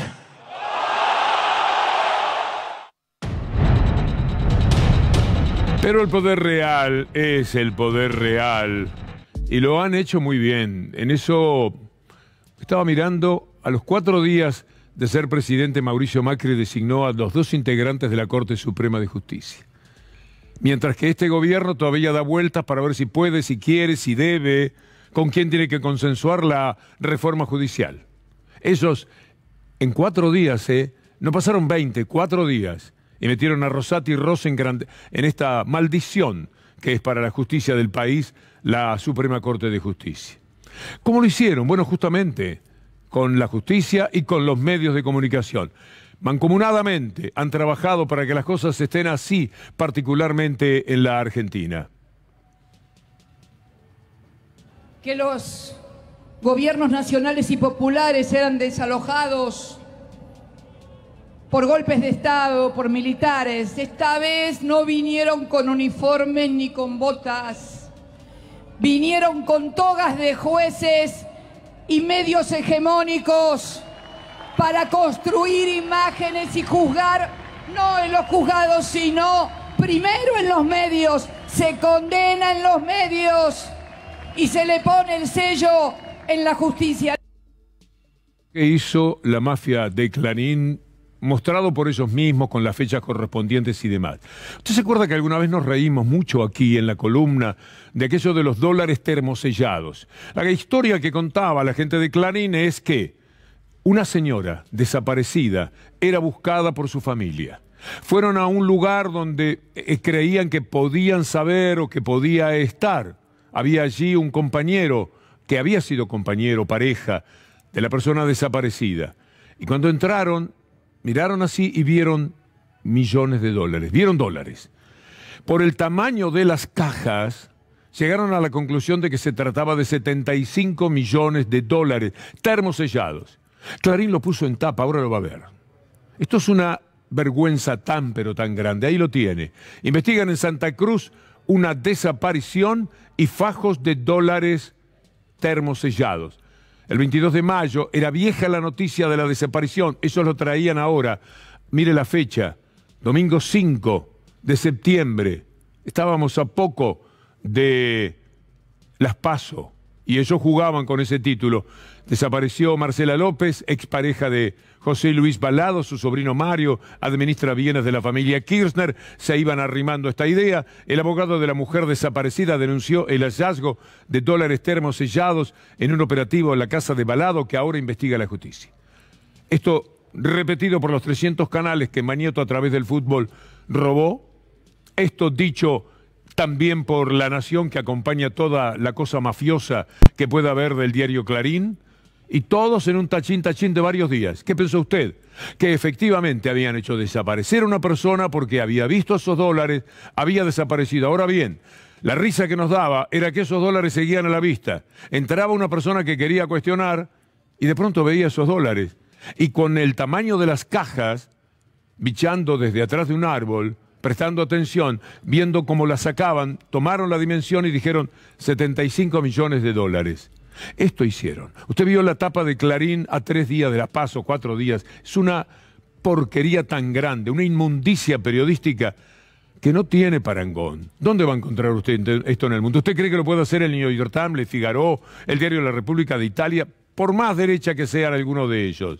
No, no hay manera. Con esto no se puede jugar. Con la información de la tapa del maldito diario, usted tiene una información totalmente tergiversada, porque eso lo pasan para millones de telespectadores en todos los noticieros de la mañana, sin que haya una réplica, sin que alguien pueda decir, no sé si porque no pueden, no se deciden, no quieren, no se animan, lo que sea. Leen la tapa. Pero la parte crítica, por lo general, no aparece, porque era un disparate, un verdadero disparate. Acompáñeme ahora a lo que dijo alguien de adentro de Clarín. Un periodista conocido también, dice, no se entusiasmen con la historia de los 75 palos verdes. Lo decía el 4 de septiembre, Clarín lo puso en tapa el 5, ¿se acuerda? Es todo bastante más dudoso de cómo se contó. Olor a gente embarrando la cancha. Eran ellos mismos, no él, no el periodista que lo denunciaba y que tenía como decirle a su propia empresa, no es así, esto es una locura, no se entusiasmen. Por otra parte, el verbo, la idea, la conjugación, lleva a pensar cuánto les gusta encontrar algo con lo que puedan portarse miserablemente, como esta diputada que inicia, por lo que veo ahí, el clip, la edición preparada para mostrar cómo hablaban de este tema, de los dólares termosellados, 75 millones de dólares K, que a poco de las PASO ellos informaban, por supuesto, en una violación más de la democracia. Yo estoy muy sorprendida que esto no esté en todos los medios y sea realmente uno de los temas que deberíamos estar debatiendo todos los argentinos. Nosotros lo abordamos, ¿eh? Como no obtuvimos más información... Lo sé, pero esto debería de estar llamando la atención de todos los argentinos. Encuentran en la propiedad de Balado un depósito que era propiedad de Mario Balado, el administrador de Máximo Kirchner. Encuentran dinero, encuentran dólares termosellados en un sinnúmero de cajas. Y con una denuncia de que se encontraron fajos de dólares termosellados escondidos en la casa de un doble colaborador de Máximo, bueno, la causa tiene una importancia institucional muy especial. Aparentemente en Santa Cruz, en Río Gallegos, encontraron cajas repletas de dólares en negro en la casa de Mario Balado. ¿Quién es Mario Balado? Es integrante de la Cámpora, es además apoderado y contador de las propiedades de Máximo y Florencia Kirchner. Eran fajos, cajas llenas de dólares termosellados con franjas del Banco Central. Pero algunos eran más osados, hablando de un crimen que se podría haber cometido por estos dólares. La persona había desaparecido, la buscaban allí, todavía no apareció. Es una barbaridad. Es jugar demasiado con la gente. Como si no les alcanzara todo lo que habían mentido y todo lo que habían hecho en ese tiempo. No, faltando 3 días tenían que meter que había 75 millones de dólares más robados de aquellos o por aquellos a los que nunca les pueden encontrar un centavo fuera de lo que tienen declarado. Teníamos al ridículo marihuana excavando en la Patagonia, teníamos a enviados especiales periodistas del Grupo Clarín investigando en Las Vegas lo que allí estaba tratando de demostrarse, que había dinero de los Kirchner, y Cristina Kirchner desde acá decía, van a encontrar dinero de ellos, de nosotros nunca van a encontrar nada. Y efectivamente encontraron los Panama Papers y todo aquello que tenía que ver con Macri y toda la runfla que lo acompañaba. Así juegan permanentemente. Esmeralda Mitre dice esto de La Nación. Es una vergüenza. Dan vergüenza a los periodistas del diario de La Nación Más. Son unos desvergonzados, unos regalados. ¿Por qué? Porque no eran así antes de estar ahí.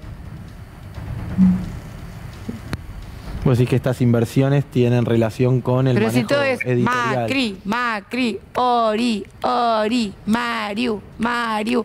Le falta agarrarse de las manos y hacer lorecucu. ¿Entendés? O sea, son una joda. Pero la vergüenza tiene que ver con la manera de informar de estos temas.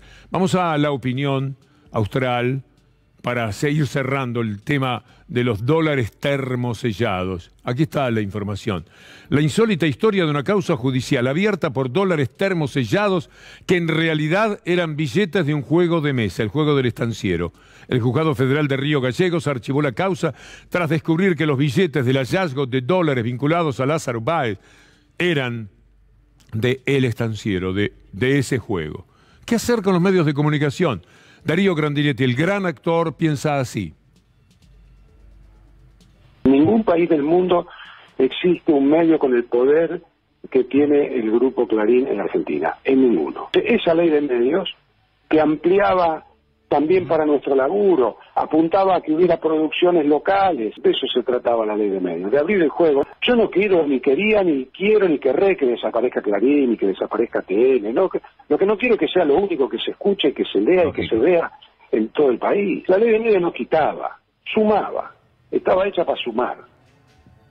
Corolario de lo que queremos decirle en este tramo en el que tristísimamente hay que hablar otra vez de los medios de comunicación como el verdadero enemigo de la democracia y por ende del gobierno. Cuando el gobierno se ocupa mucho de la oposición, esquiva responsabilidades, porque el rival, el enemigo, el mentiroso, el que daña, el que tiene poder, es el Grupo Clarín. Y mientras no le salgan al cruce decididamente todos al mismo tiempo, una mentira de Mañeto, todo el gobierno, solidariamente, no alcanza.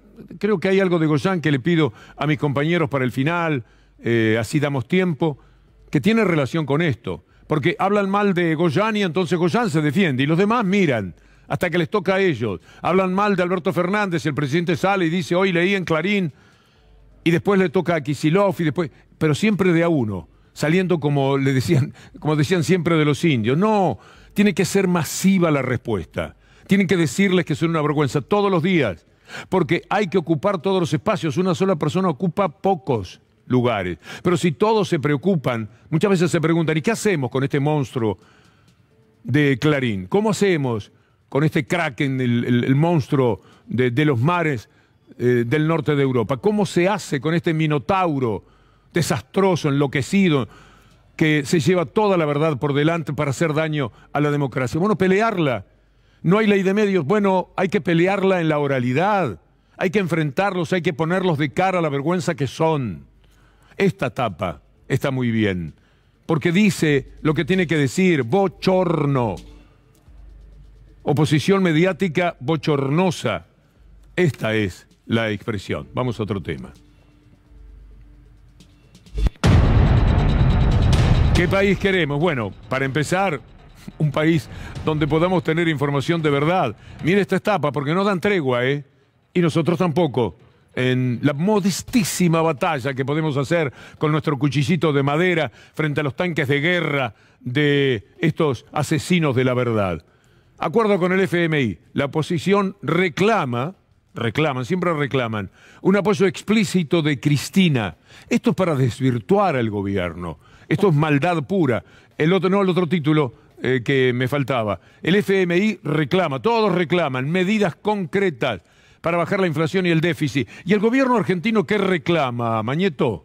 ¿No tiene nada de lo que el gobierno argentino pide? El gobierno argentino está pidiendo no pagar 2 años, por ejemplo. Está pidiendo que no va a haber reforma previsional, que no va a haber reforma laboral. Está pidiendo pagar a partir del 2024. Dígale a la gente, dígale que en la pelea, si sale bien, no todo estará perdido finalmente. Pero no, dale con lo que reclama el Fondo Monetario Internacional. Dale con que hay que darle explicaciones al Fondo Monetario Internacional y a la oposición. Entonces, la pelea no es con Bullrich, pobre Bullrich. No, la pelea es con estos personajes que hacen diarios y hacen televisión y tienen tanto poder como para después mandarnos, por ejemplo, así como de regalo, un picheto. Acá hay mucho discurso, pero hay poca información de cuáles son los niveles de avance y cuál es la propuesta que el gobierno argentino va a hacerle al directorio del fondo. Económica es un resorte exclusivo del Poder Ejecutivo Nacional, no le corresponde a la oposición hacerse cargo ni en la negociación con el Fondo Monetario Internacional, no le corresponde a la oposición hacerse cargo ni en la negociación con el Fondo Monetario Internacional ni de establecer cuáles van a ser el programa económico del Ejecutivo. Así que nosotros creemos que es una discusión que viene mal barajada. La idea de que el Congreso apruebe planes económicos.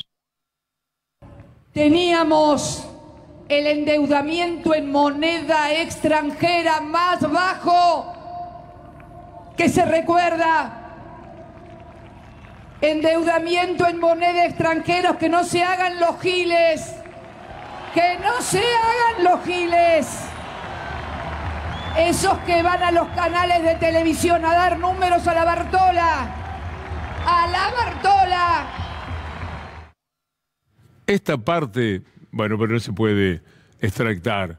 Esos que van a la televisión a dar números a la Bartola, tenemos de eso, en la columna de hoy. Ya lo va a ver. Pero permítanos este tuit de Mercedes D'Alessandro sobre lo que el gobierno intenta, sobre lo que implicaba incluir el pago de la deuda al FMI, eliminar a cero el gasto de capital, eliminar potenciar trabajo, eliminar todos los subsidios de energía y transporte, eliminar la AUH y asignaciones familiares, no comprar ninguna vacuna, etcétera, etcétera. Lo dice Mercedes D'Alessandro arrobando a Martín Guzmán, que a su vez hoy en el Congreso dijo: nosotros hacíamos a la hora de confeccionar el presupuesto cuentas de lo que implicaba para el proyecto de ley incluir el pago de la deuda al Fondo Monetario Internacional. Algunos escenarios. Un escenario, por ejemplo, implica eliminar a cero todo el gasto de capital, a cero. Ese 2,4% del producto, a cero. Eliminar todos los subsidios de energía y transporte. Eso sería un tarifazo enorme. Y eso es obviamente insostenible. Otro escenario distinto, alternativo, era, para pagarle al Fondo Monetario Internacional, eliminar completamente la UH y las asignaciones familiares, eliminar el potenciar trabajo, eliminar el progresar, eliminar todas las políticas alimentarias, eliminar todo el resto de los programas sociales, no comprar ninguna vacuna COVID, eliminar todas las transferencias corrientes a provincias y eliminar todo el financiamiento a las universidades. Y eso solo para el sector público, porque además hay que conseguir los dólares, que no están. Un día de decencia alcanzaría poner en la tapa todos los ítems que acabamos de ver, impresionantes, de Martín Guzmán. Pero todo es una información, usted está tranquilo haciendo sus cosas, tomando un matecito, acompañándonos de esa manera. Algunos lo miran, estos materiales, todavía con mayor atención. Es un trabajo de ciudadano. Lo que acaba de decir Martín Guzmán es una atrocidad.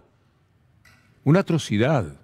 Y contra eso hay que luchar, contra ese poder, mientras los diarios mafiosos del propio país, cipayos de alma, están diciendo el Fondo Monetario Internacional reclama, reclama, reclama. Y de acá, ¿qué le dicen? Le dicen que no a muchos de esos reclamos. Porque esto dicho en el Congreso y oralmente de Martín Guzmán no queda acá adentro. Esto cruza el mundo para todos lados. El Fondo Monetario Internacional sabe que este hombre está diciendo esto y que está diciendo una verdad. Porque ¿cómo podría Martín Guzmán plantarse frente a ellos diciendo mentiras ante el Congreso? No hay manera. Recién hablaba Cristina Fernández de Kirchner de los que hablan a la Bartola. Hoy leí una nota de Estefanía Pozzo, nuestra compañera de todas las tardes, sobre el ranking de cuáles son los economistas más consultados por la radio y la televisión. Top 3 de un tal Juan Carlos de Pablo, Fausto Spotorno y Roberto Kachanowski. Varios economistas que habían sido los más consultados en el relevamiento realizado en 2018 ahora son candidatos. Verbigracia Milei, que fue el hombre más entrevistado que pueda existir. ¿Cuáles son los economistas consultados? Usted todo el día, de los que están horas y horas, va haciendo zapping, escucha lo mismo.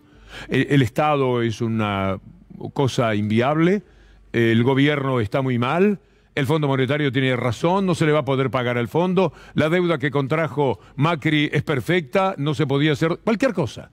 Pero todo el día, usted está haciendo zapping casi inocentemente, como a veces a todos nos pasa, y se encuentra con todos los personajes que le van a decir lo que desde la ortodoxia de la economía les importa a ellos y a sus clientes y a lo que ideológicamente lo sostiene. El presidente de la Nación hizo una muy buena acción política de relaciones públicas internacionales, cosas por el estilo, por lo cual el directorio del fondo aprobó un acuerdo que por cantidad de dólares que nos dan es bueno para Argentina en el sentido no duro, estricto, digamos, ni cosas por el estilo. Fenómeno. Sí, lo que estamos viendo en cuanto a las empresas es que empieza a haber una salida de empresas extranjeras, no es novedad, este año salieron un montón de empresas extranjeras, y empiezan a aparecer inversores locales que están quedándose con las empresas, que están dejando afuera las empresas extranjeras. A ver, la pregunta era cómo llegaban económicamente de acá a noviembre. ¿Sí? Sí. Ahora la pregunta es cómo hacen para gobernar 2 años más, porque la situación económica es extremadamente delicada. Ningún país se endeuda para endeudarse, se endeuda para financiar déficit o para financiar deuda anterior. El grueso de la deuda que se tomó con el fondo se usó para pagar otra deuda, digamos. De hecho, la deuda neta no aumentó en ese periodo, o aumentó levemente. Sí. De hecho, fuga de capitales hubo cuando no hubo endeudamiento, hubo más fuga de capitales en el periodo kirchnerista que en el periodo de Macri, y de hecho este año la deuda pública subió 20.000 millones de dólares. Sabemos que va a terminar con desabastecimiento, sabemos que va a terminar tarde o temprano en peor situación en la generación de costos, porque si yo te tengo que obligar a hacer algo, es que la cosa no está bien. La bruja cachabacha, y ponerle todas las consecuencias que quieras, porque la verdad que es terrible. O sea, estamos tomando decisiones. Fíjate, este es un país... O sea, hoy la economía la maneja la bruja cachabacha. En todos los sentidos de la palabra. Vamos. Bueno. Mañana sale como titular, no sé. Pero digamos, realmente hay una cuestión de brujería. Hay una cuestión de brujería en lo que se está haciendo, de creer que si uno dice palabras, la gente no se va a dar cuenta de las cosas. El primer gobierno de Menem es el mejor gobierno de la historia. El primero. Sí. Pues después termina con déficit fiscal, Menem. Sí, pero ojo que el segundo, a pesar, digamos, de queda tercero en el ranking, hacen unas mejoras para contemplar justamente los problemas del déficit fiscal. Y giran por todos los canales. Vamos a ver una tabla de posiciones para que usted tenga una idea. Donde está uno está el otro. Pasa por un canal, está uno. Le está diciendo lo mismo. Todos en contra. Bueno, apariciones. Puesto 1, 91 veces. Spotorno 85, Kachanowski 85, Melconian 58, Segwach 46. Para darle una modesta tabla de posiciones. En algún momento, el top era Milei. Milei tenía 238 entrevistas en 2 años, o menos de 2 años. ¿Qué terminó ocurriendo? Que se convirtió en candidato. En ese momento, de lo que usted vio de este relevamiento que se hizo y que documentó Estefanía Pozzo, el ahora diputado Milei había realizado 235 entrevistas, ¿usted lo puede creer? En un total de 53 horas de presencia. Este informe había sido realizado en 2018 y en ese momento Milei había quedado al top de las consultas de los medios. Lo convirtieron en diputado con el 13% de los votos en la capital federal. Eso hicieron. Eso hacen para reforzar sus huestes.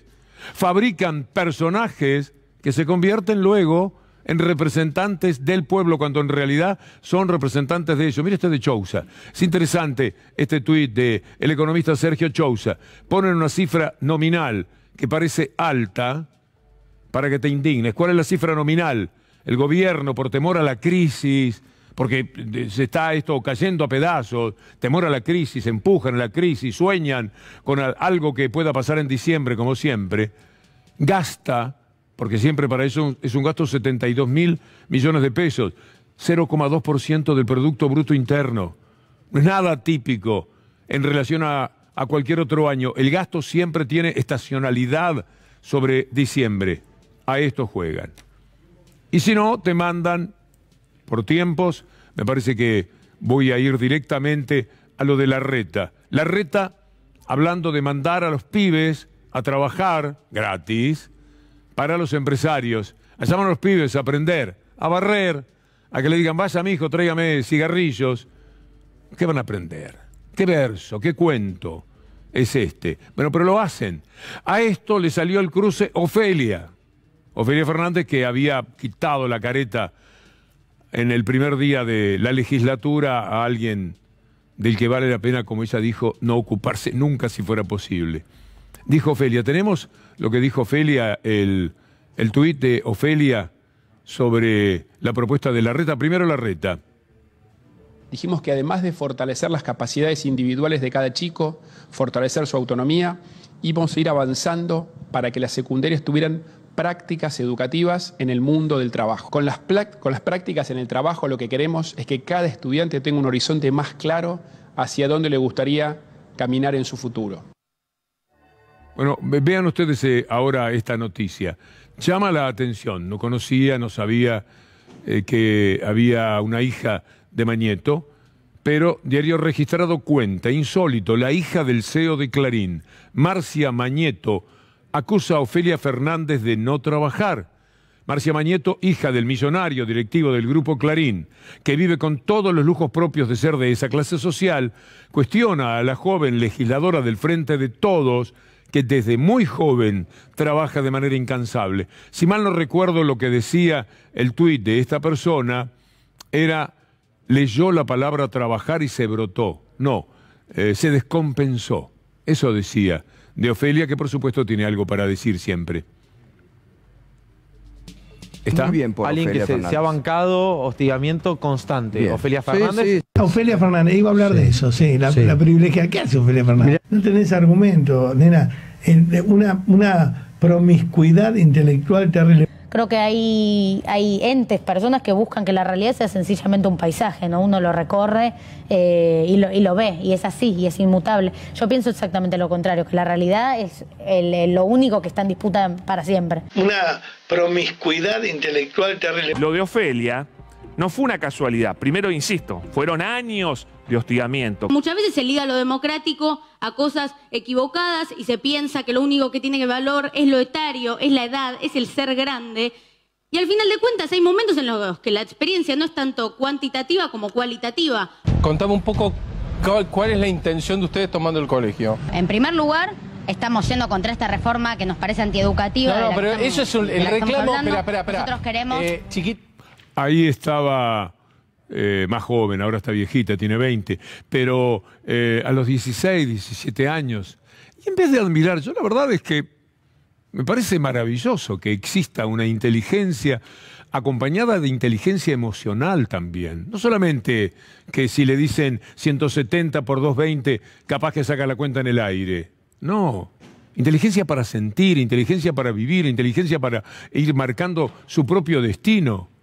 Y le pegan de todos lados. Esta aparición de esta persona es insólita. ¿Qué hacer contra los medios? A ver si entendí bien lo que dijo el doctor Goyán. Bueno, y uno esperaría o desearía que la prensa fuera otra cosa. Por ahí es medio ingenuo pensar que va a pasar. Pero lo que no debe suceder es que esa prensa confunda incluso a los que tienen una formación política y que forman parte del espacio nacional y popular. Porque entonces ahí no tenemos armas. Cuando hay una fake news de cualquier tipo, inmediatamente todo nuestro espacio político tiene que desarmar esa fake news. Todo, sin excepción, ni bien salió. Porque cuando la instalan, una vez que está instalada, después empieza a formar sentido común. Ya está Gustavo Silvestre con todo listo para hacer minuto 1. Nosotros los invitamos Mañana a las 6 de la tarde, la columna eso de 7:20, si Dios quiere. Hasta entonces, muchas gracias.